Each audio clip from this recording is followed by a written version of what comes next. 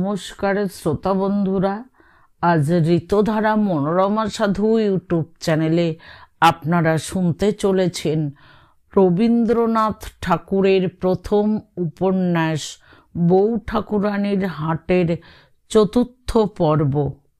এই পর্বে অন্তর্ভুক্ত আছে ষষ্ঠ ও সপ্তম পরিচ্ছেদ। প্রথমে ষষ্ঠ পরিচ্ছেদ।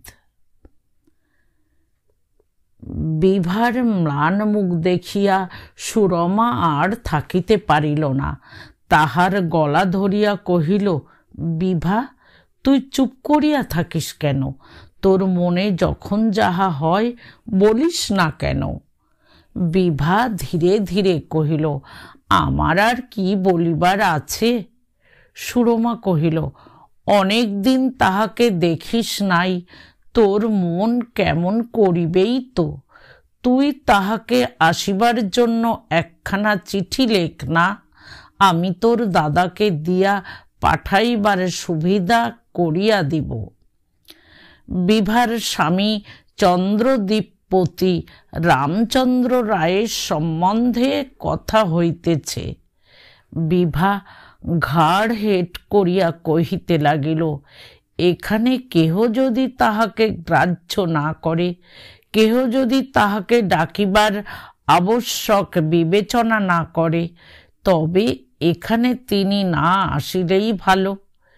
তিনি যদি আপনি আসেন তবে আমি বারণ করিব। তিনি রাজা, যেখানে তাহার আদর নাই সেখানে তিনি কেন আসিবেন? আমাদের চেয়ে তিনি কিসে ছোট যে পিতা তাহাকে অপমান করিবেন? বলিতে বলিতে বিভা আর সামলাইতে পারিল না, তাহার মুখখানি লাল হইয়া উঠিল ও সে কাঁদিয়া ফেলিল। সুরমা বিভার মুখ বুকে রাখিয়া তাহার চোখের জল মুছাইয়া কহিল, আচ্ছা বিভা, তুই যদি পুরুষ হইতিস তো কি করতিস?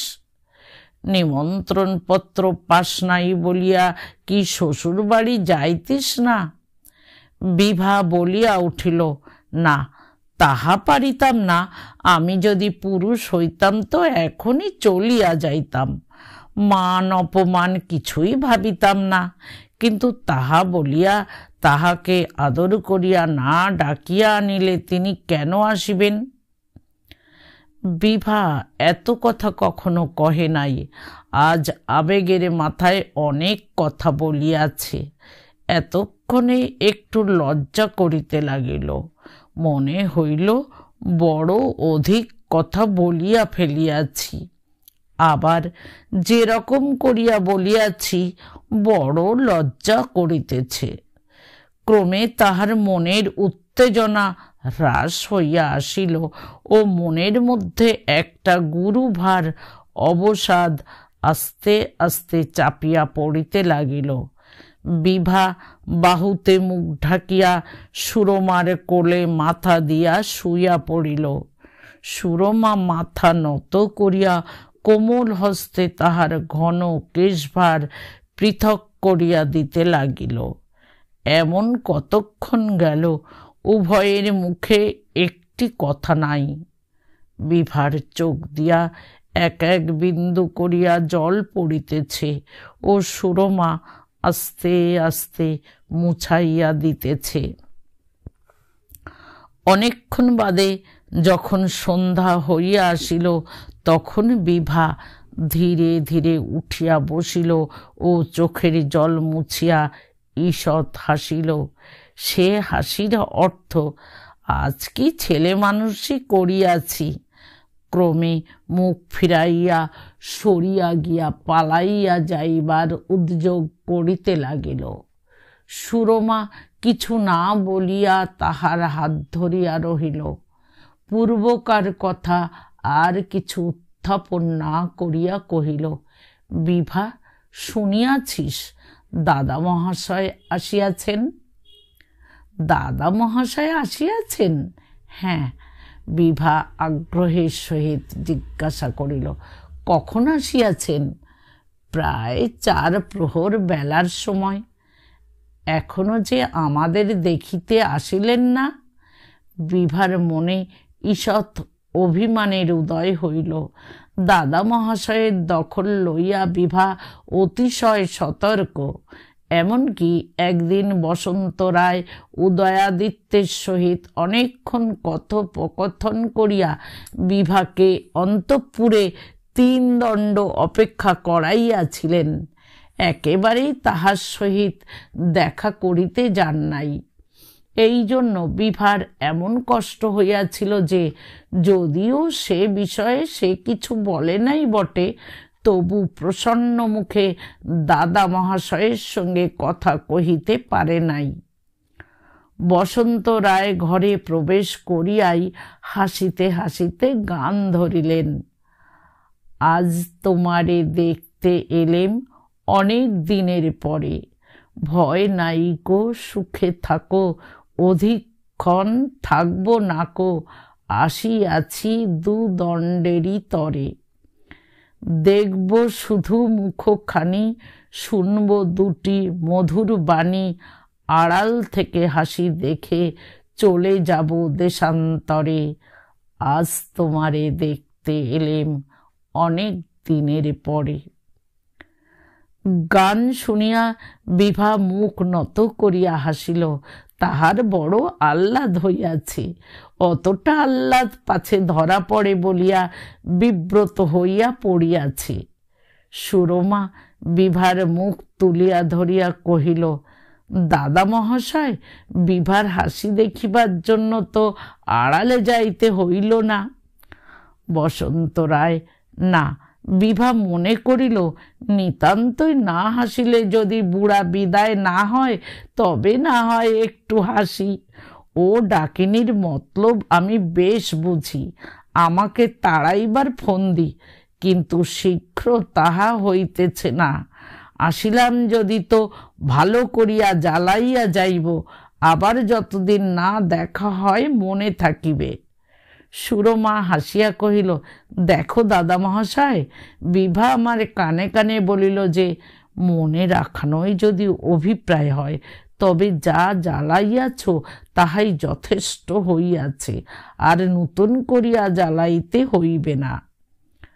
কথাটা শুনিয়া বসন্ত রায়ের বড়ই আমোদ বোধ হইল। তিনি হাসিতে লাগিলেন।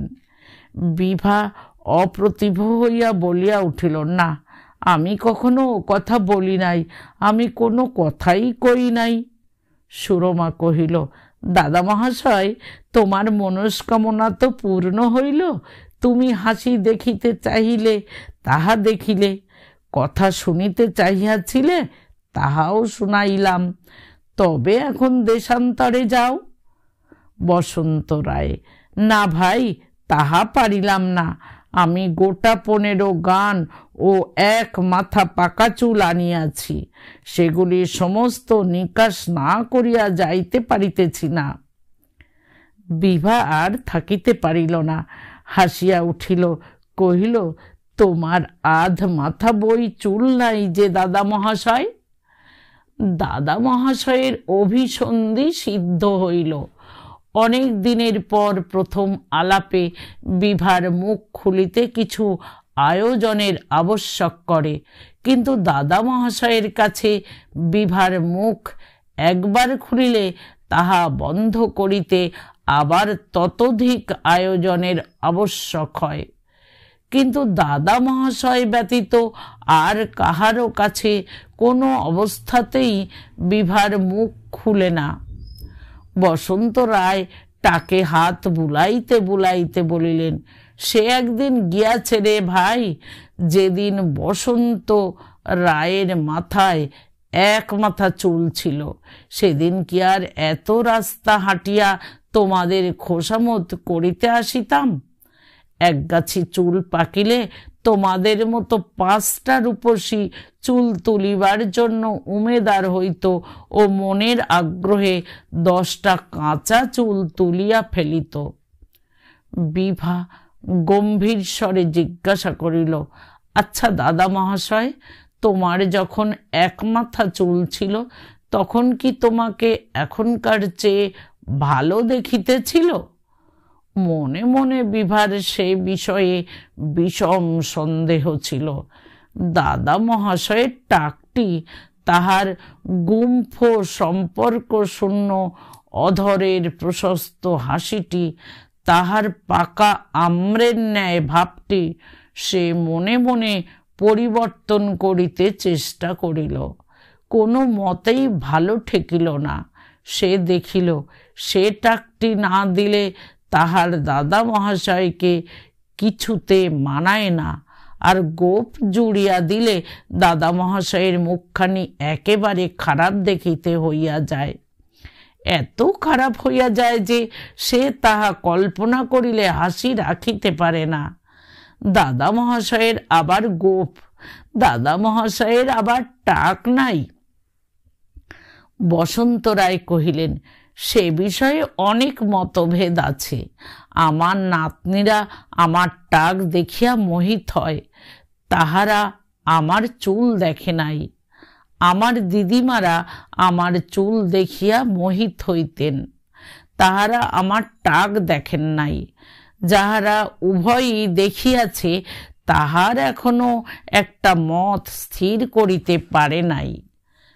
বিভা কহিল, কিন্তু তা বলিয়া দাদা মহাশয় যতটা টাক পড়িয়াছে তাহার অধিক পড়িলে আর ভালো দেখাইবে না। সুরমা কহিল, দাদা মহাশয় টাকের আলোচনা পরে হইবে, এখন বিভার একটা যাহা হয় উপায় করিয়া দাও। বিভা তাড়াতাড়ি বসন্ত রায়ের কাছে গিয়া বলিয়া উঠিল, দাদা মহাশয় আমি তোমার পাকা চুল তুলিয়া দিই। আমি বলি কি, শোনো না দাদা মহাশয় তোমার। বিভা, চুপ কর। আমি বলি কি, তুমি গিয়ে একবার। দাদা মহাশয় তোমার মাথায় পাকা চুল ছাড়া যে আর কিছুই নেই, তুলে দিলে সমস্ত মাথায় টাক পড়বে।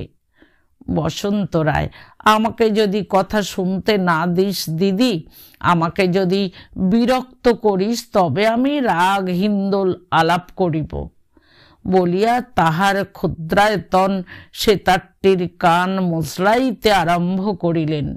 হিন্দোল রাগের উপর বিভার বিশেষ বিদ্বেষ ছিল। বিভা বলিল, কি সর্বনাশ, তবে আমি পালাই বলিয়া ঘর হইতে বাহির হইয়া গেল। তখন সুরমা গম্ভীর হইয়া কহিল, বিভা নীরব হইয়া দিন রাত্রি যে কষ্ট প্রাণের মধ্যে বহন করে তাহা জানিতে পারিলে বোধ করি মহারাজারও মনে দয়া হয়। কেন কেন, তাহার কি হয়েছে বলিয়া নিতান্ত আগ্রহের সহিত বসন্ত রায় সুরমার কাছে গিয়া বসিলেন। সুরমা কহিল, বৎসরের মধ্যে একটি দিন ঠাকুর জামাইকে নিমন্ত্রণ করিয়া পাঠাইতেও কাহারও মনে পড়ে না। বসন্ত রায় চিন্তা করিয়া কহিলেন, ঠিক কথাই তো। সুরমা কহিল, স্বামীর প্রতি এ অনাদর কয়জন মেয়ে সহিতে পারে বলো তো? বিভা ভালো মানুষ, তাই কাহাকেও কিছু বলে না, আপনার মনে লুকাইয়া কাঁদে।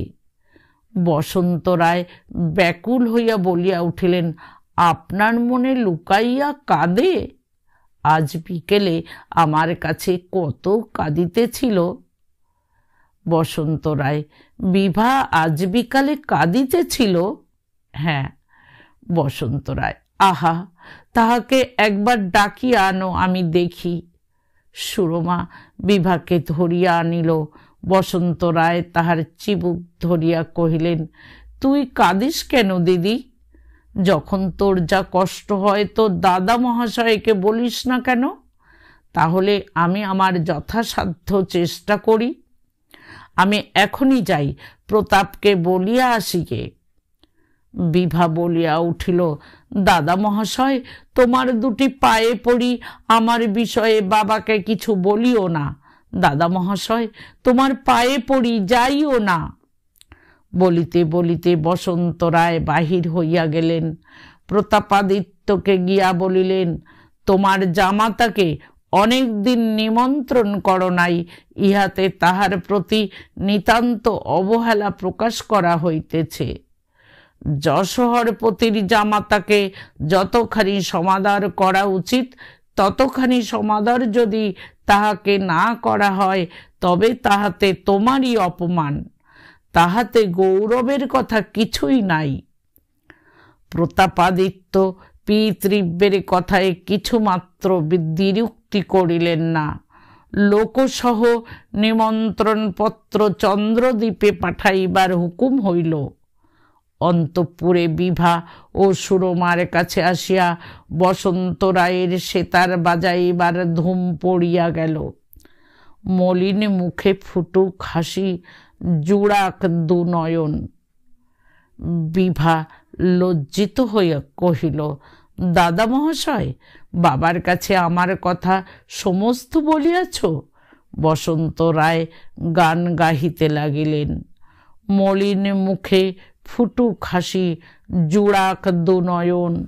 মলিন বসন ছাড়ো সখী পর আভরণ। বিভা সেতারের তারে হাত দিয়া সেতার বন্ধ করিয়া আবার কহিল, বাবার কাছে আমার কথা বলিয়াছ? এমন সময়ে উদয়াদিত্যের কনিষ্ঠ অষ্টম বর্ষীয় সমরাদিত্য ঘরের মধ্যে উকি মারিয়া বলিয়া উঠিল, দিদি, দাদা মহাশয়ের সহিত গল্প করিতেছ? আমি মাকে বলিয়া দিয়া আসিতেছি। এসো এসো ভাই, এসো। বলিয়া বসন্ত রায় তাহাকে পাকড়া করিলেন। রাজ পরিবারের বিশ্বাস এই যে বসন্ত রায় ও সুরমায় মিলিয়া উদয়াদিত্যের সর্বনাশ করিয়াছে। এই নিমিত্ত বসন্ত রায় আসিলে সামাল সামাল পড়িয়া যায়। সমরাদিত্য বসন্ত রায়ের হাত ছাড়াইবার জন্য টানা হেঁচড়া আরম্ভ করিল। বসন্ত রায় তাহাকে সেতার দিয়া, তাহাকে কাঁধে চড়াইয়া, তাহাকে চশমা পরাইয়া দুই দণ্ডের মধ্যে এমনি বশ করিয়া লইলেন যে সে সমস্ত দিন দাদা মহাশয়ের পশ্চাৎ পশ্চাৎ ফিরিতে লাগিল ও অনবরত সেতার বাজাইয়া তাহার সেতারের পাশটা তার ছিঁড়িয়া দিল ও মেজরাপ কাড়িয়া লইয়া আর দিল না। এবার সপ্তম পরিচ্ছেদ।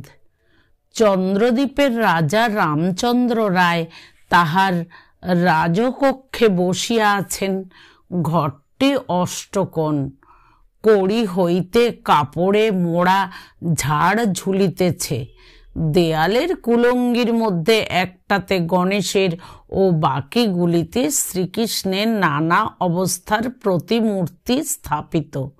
সেগুলি বিখ্যাত কারিগর বটকৃষ্ণ কুম্ভকারের স্বহস্তে গঠিত। চারিদিকে চাদর পড়িয়াছে, মধ্যস্থলে জরি খচিত মসলন্দের গদি, তাহার উপর একটি রাজা ও একটা তাকিয়া, তাহার চারি কোণে জরির ঝালর। দেয়ালের চারিদিকে দেশি আয়না ঝুলানো, তাহাতে মুখ ঠিক দেখা যায় না।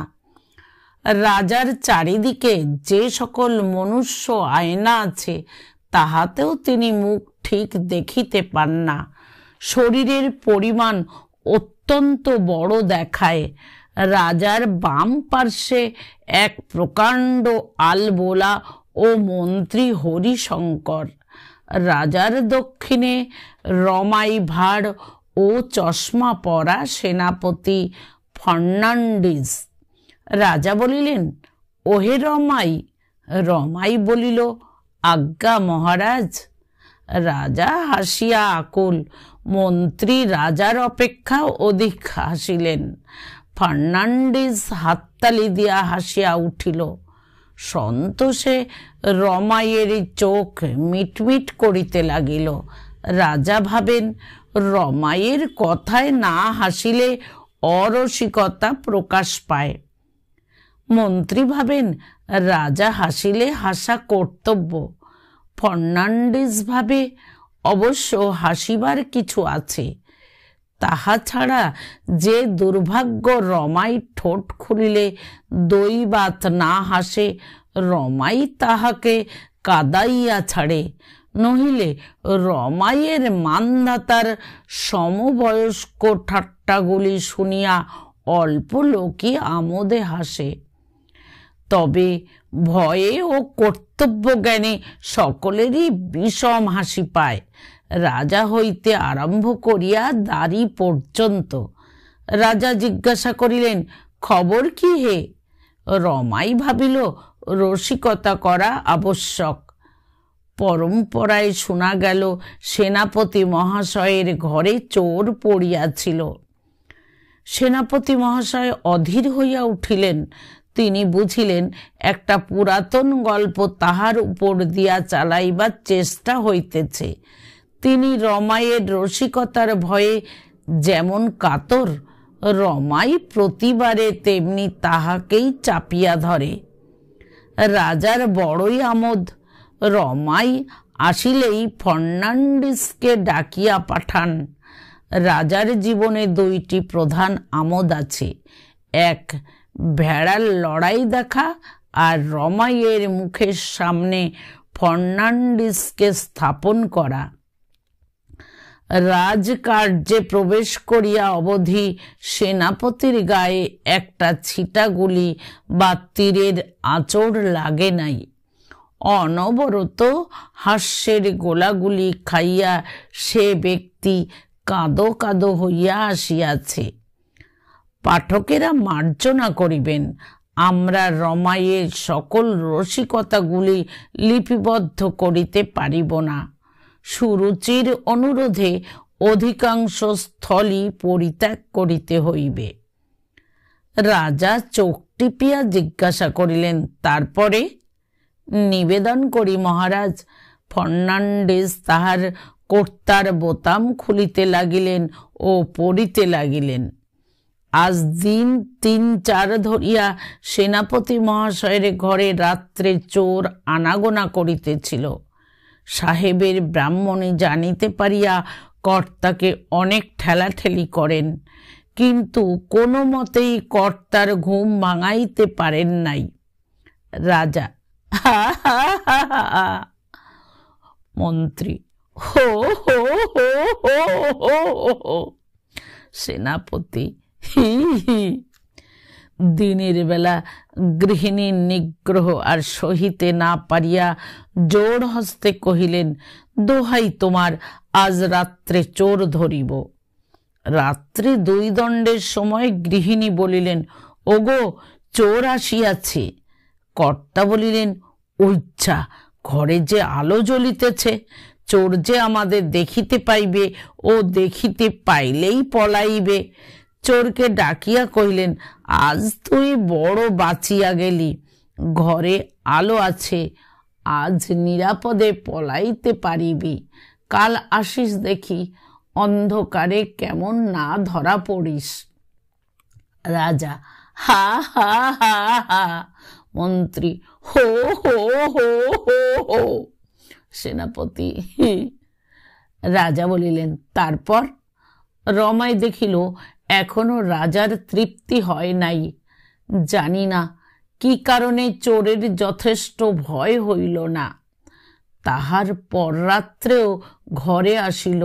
গিন্নি কহিলেন, সর্বনাশ হইল, ওঠো। কর্তা কহিলেন, তুমি ওঠো না। গিন্নি কহিলেন, আমি উঠিয়া কি করিব? কর্তা বলিলেন, কেন? ঘরে একটা আলো জ্বালাও না, কিছু যে দেখিতে পাই না। গিন্নি বিষম ক্রুদ্ধ। কর্তা ততোধিক ক্রুদ্ধ হইয়া কহিলেন, দেখো দেখি, তোমার জন্যই তো যথা সর্বস্ব গেল। আলোটা জ্বালাও, বন্দুকটা আনো। ইতিমধ্যে চোর কাজকর্ম সারিয়া কহিল, মহাশয়, 1 ছিলিম তামাকও খাওয়াইতে পারেন? বড় পরিশ্রম হইয়াছে। কর্তা বিষম ধমক দিয়া কহিলেন, রোষ বেটা, আমি তামাক সাজিয়া দিতেছি, কিন্তু আমার কাছে আসিবি তো এই বন্দুকে তোর মাথা উড়াইয়া দিব। তামাক খাইয়া চোর কহিল, মহাশয়, আলোটা যদি জ্বালেন তো উপকার হয়। শীতকাঠিটা পড়িয়া গিয়াছে, খুঁজিয়া পাইতেছি না। সেনাপতি কহিলেন, বেটার ভয় হইয়াছে, তফাতে থাক, কাছে আসিস না বলিয়া তাড়াতাড়ি আলো জ্বালিয়া দিলেন। ধীরে সুস্থে জিনিসপত্র বাঁধিয়া চোর চলিয়া গেল। কর্তা গিন্নিকে কহিলেন, বেটা বিষম ভয় পাইয়াছে। রাজা ও মন্ত্রী হাসি সামলাইতে পারেন না। ফর্নান্ডিস থাকিয়া থাকিয়া মাঝে মাঝে হি হি করিয়া টুকরা টুকরা হাসি টানিয়া টানিয়া বাহির করিতে লাগিলেন। রাজা কহিলেন, রমাই, শুনিয়াছ আমি শ্বশুরালয়ে যাইতেছি? রমাই মুখভঙ্গি করিয়া কহিল, অসারং খলু সংসারং সারং শ্বশুর মন্দিরং। হাস্য। প্রথমে রাজা, পরে মন্ত্রী, পরে সেনাপতি। কথাটা মিথ্যা নয়। শ্বশুর মন্দিরের সকলই সার, আহারটা, সমাদরটা, দুধের সরটি পাওয়া যায়, মাছের মুড়োটি পাওয়া যায়, সকলই সার পদার্থ। কেবল সর্বাপেক্ষা অসার ওই স্ত্রীটা। রাজা হাসিয়া কহিলেন, সে কি হে, তোমার অর্ধাঙ্গ? রমাই জোর হস্তে ব্যাকুলভাবে কহিল, মহারাজ, তাহাকে অর্ধাঙ্গ বলিবেন না। 3 জন্ম তপস্যা করিলে আমি বরঞ্চ একদিন তাহার অর্ধাঙ্গ হইতে পারিব, এমন ভরসা আছে। আমার মতো 5টা অর্ধাঙ্গ জুড়িলেও তাহার আয়তনে কুলায় না। কথাটার রস আর সকলেই বুঝিল, কেবল মন্ত্রী পারিলেন না। এই নিমিত্ত মন্ত্রীকে সর্বাপেক্ষা অধিক হাসিতে হইল। রাজা কহিলেন, আমি তো শুনিয়াছি তোমার ব্রাহ্মণী বড়ই শান্ত স্বভাবা ও ঘর কন্যায় বিশেষ পটু। রমাই, সে কথাই কাজ কি? ঘরে আর সকল রকম জঞ্জালি আছে, কেবল আমি তিষ্ঠিতে পারি না। প্রত্যুষে গৃহিণী এমনি ঝাঁটাইয়া দেন যে একেবারে মহারাজের দুয়ারে আসিয়া পড়ি। এইখানে কথা প্রসঙ্গে রমাইয়ের ব্রাহ্মণীর পরিচয় দিই। তিনি অত্যন্ত কৃশাঙ্গী ও দিনে দিনে ক্রমেই আরো ক্ষীণ হইয়া যাইতেছেন। রমাই ঘরে আসিলে তিনি কোথায় যে আশ্রয় লইবেন ভাবিয়া পান না। রাজসভায় রমাই এক প্রকার ভঙ্গিতে দাঁত দেখায় ও ঘরে আসিয়া গৃহিণীর কাছে আর এক প্রকার ভঙ্গিতে দাঁত দেখায়। কিন্তু গৃহিণীর যথার্থ স্বরূপ বর্ণনা করিলে নাকি হাস্যরস না আসিয়া করুণ রস আসে। এই নিমিত্ত রাজসভায় রমাই তাহার গৃহিণীকে স্থূলকায়া ও উগ্রচণ্ডা করিয়া বর্ণনা করেন। রাজা ও মন্ত্রীরা হাসি রাখিতে পারেন না। হাসি থামিলে পর রাজা কহিলেন, ওহে রমাই, তোমাকে যাইতে হইবে, সেনাপতিকেও সঙ্গে লইব। সেনাপতি বুঝিলেন এবার রমাই তাহার উপর দ্বিতীয় আক্রমণ করিবে। চশমাটা চোখে তুলিয়া পড়িলেন এবং বোতাম খুলিতেও পড়িতে লাগিলেন। রমাই কহিল, উৎসব স্থলে যাইতে সেনাপতি মহাশয়ের কোনো আপত্তি থাকিতে পারে না, কারণ এ তো আর যুদ্ধস্থল নয়। রাজা ও মন্ত্রী ভাবিলেন ভারী একটা মজার কথা আসিতেছে। আগ্রহের সহিত জিজ্ঞাসা করিলেন, কেন? রমাই, সাহেবের চক্ষে দিন রাত্রি চশমা আঁটা, ঘুমাইবার সময়েও চশমা পরিয়া শোন, নহিলে ভালো করিয়া স্বপ্ন দেখিতে পারেন না। সেনাপতি মহাশয়ের যুদ্ধে যাইতে আর কোনো আপত্তি নাই, কেবল পাছে চশমার কাছে কামানের গোলা লাগে ও কাচ ভাঙিয়া চোখ কানা হইয়া যায়, এই যা ভয়। কেমন মহাশয়? সেনাপতি চোখ টিপিয়া কহিলেন, তাহা নয় তো কি। তিনি আসন হইতে উঠিয়া কহিলেন, মহারাজ, আদেশ করেন তো বিদায় হই। রাজা সেনাপতিকে যাত্রার জন্য প্রস্তুত হইতে কহিলেন, যাত্রার সমস্ত উদ্যোগ করো, আমার 64 দাঁড়ের নৌকা যেন প্রস্তুত থাকে। মন্ত্রী ও সেনাপতি প্রস্থান করিলেন। রাজা কহিলেন, রমাই, তুমি তো সমস্তই শুনিয়াছ। গতবারে শ্বশুরালয়ে আমাকে বড়ই মাটি করিয়াছিল। রমাই, আজ্ঞে হ্যাঁ, মহারাজের লাঙ্গল বানাইয়া দিয়াছিল। রাজা হাসিলেন। মুখে দন্তের বিদ্যুৎ ছটা বিকাশ হইল বটে, কিন্তু মনের মধ্যে ঘোরতর মেঘ করিয়া উঠিল। এ সংবাদ রমাই জানিতে পারিয়াছে শুনিয়া তিনি বড় সন্তুষ্ট নহেন। আর কেহ জানিলে ততটা ক্ষতি ছিল না। অনবরত গুড়গুড়ি টানিতে লাগিলেন।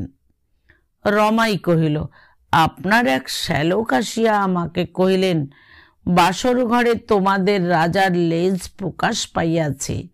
তিনি রামচন্দ্র না রামদাস, এমন তো পূর্বে জানিতাম না। আমি তৎক্ষণাৎ কহিলাম, পূর্বে জানিবেন কি রূপে? পূর্বে তো ছিল না, আপনাদের ঘরে বিবাহ করিতে আসিয়াছেন, তাই জস্মিন দেশে যদাচার অবলম্বন করিয়াছেন। রাজার জবাব শুনিয়া বড়ই সুখী। ভাবিলেন, রমাই হইতে তাহার এবং তাহার পূর্বপুরুষদের মুখ উজ্জ্বল হইল ও প্রতাপাদিত্যের আদিত্য একেবারে চিররাহুগ্রস্ত হইল। রাজা যুদ্ধ বিগ্রহের বড় একটা ধার ধারেন না। এই সকল ছোটখাটো ঘটনাগুলিকে তিনি যুদ্ধ বিগ্রহের ন্যায় বিষম বড় করিয়া দেখেন। এতদিন তাহার ধারণা ছিল যে তাহার ঘোরতর অপমানসূচক পরাজয় হইয়াছে।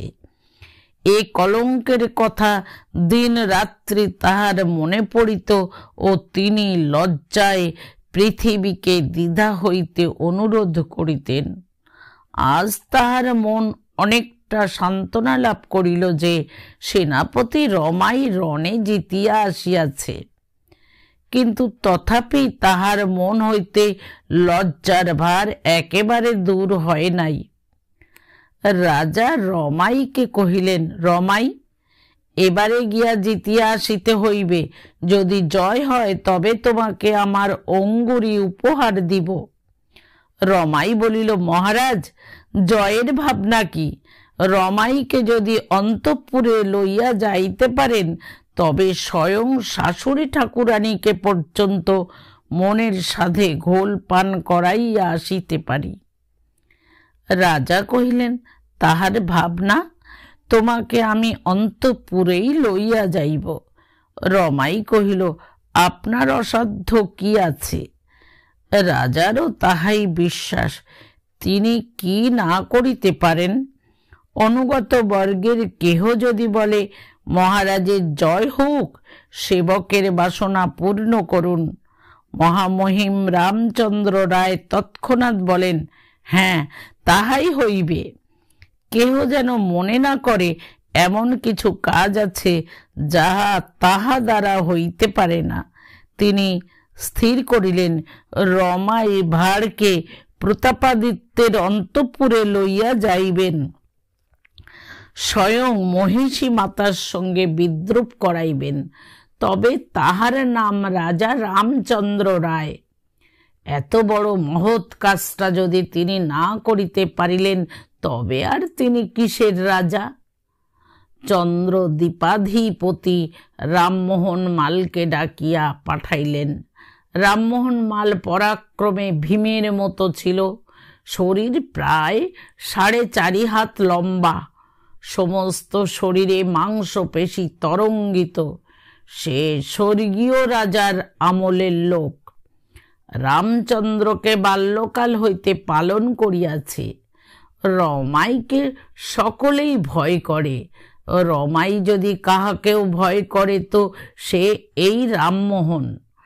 রামমোহন রমাইকে অত্যন্ত ঘৃণা করিত।